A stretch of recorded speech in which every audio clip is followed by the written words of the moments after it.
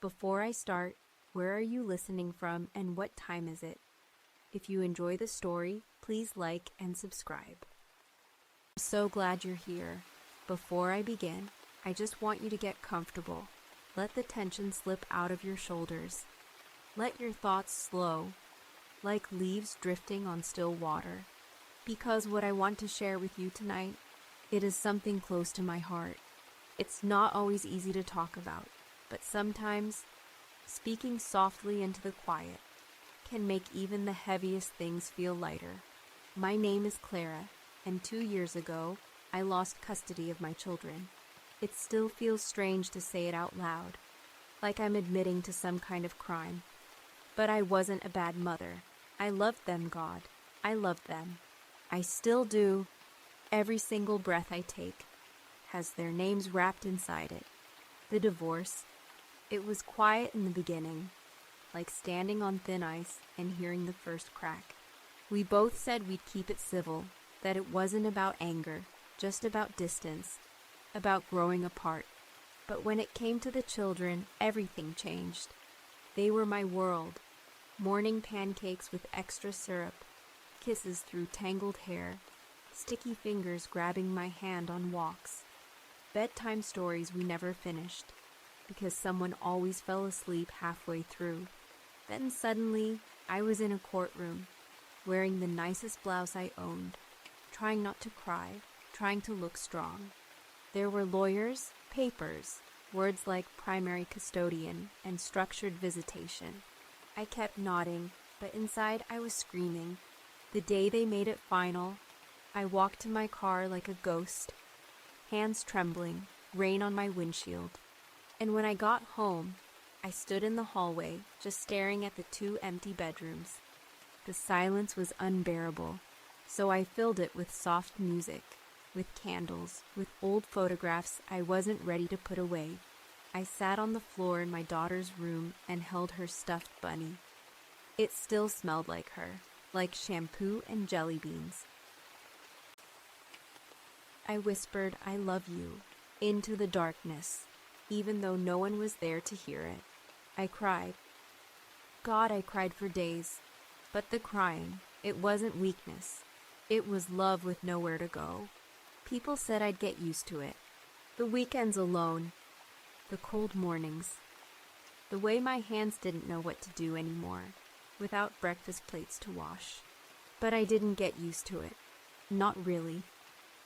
I adjusted. There's a difference. I started leaving the hallway light on at night. Not for them. I knew they weren't coming back that week, but for me. So I wouldn't have to sit in complete darkness. I made tea slowly. I stopped rushing through everything. I took long walks. I let myself feel things. I started journaling. Not about the pain, but about the little moments I still had with them. Their giggles on FaceTime. The way my son whispered, "I miss you, Mommy," like it was a secret between us and no one else. I miss them all the time, but I'm learning how to be here, how to live in this quiet space, how to make peace with the silence. Because somewhere in the silence, I found me again. Not the version of me that was only mom, but the woman beneath that.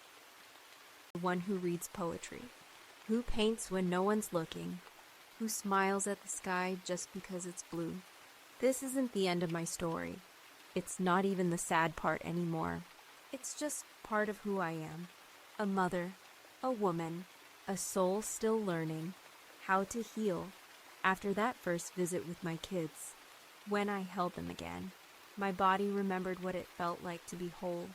But then they left again, back to their dad's house, back to the other version of their lives. And I was alone. Again. That part never got easier. The moment the door clicks shut, and silence comes flooding back in, almost like it's waiting at the door. That night, I made myself a cup of tea, the same kind my daughter always called grown-up juice, and I sat on the kitchen floor because chairs felt too official. And I cried, not because I was broken, but because I wasn't. because I had survived another goodbye. And somehow I was still here, still breathing, still loving. You know, there's this strange beauty in grief. It strips everything away, the noise, the pride, the distractions, until all you're left with is yourself. And in that silence, I found something unexpected. I found kindness. I stopped punishing myself, stopped replaying every fight, every word I should have said, everything I thought I should have done better. Because I had done my best, even in the mess, even in the heartbreak, even when my hands were shaking. I had loved them fiercely, and that was enough. I started writing again, not just journaling, but poems, tiny ones, just a few words each day. One of them said, I gave them my arms, but I kept my soul. Another one just said, a mother without a child is still a mother. Some days I still heard them, phantom footsteps in the hallway, their laughter in the wind, their questions in my dreams. And you know what? I welcomed it. I let myself miss them. I let myself long for them. And I let the ache become part of my rhythm. And then slowly, my days started to fill, not all at once, but little by little. I started tutoring again online mostly, helping other people's kids with math and reading. Their little voices on the other end of the screen made the house feel warmer. It wasn't the same, but it helped. I joined a small hiking group on Sundays. Just women, some divorced, some grieving, some just lonely. We didn't talk much. We just walked, step by step, under tall trees, letting the wind do most of the speaking.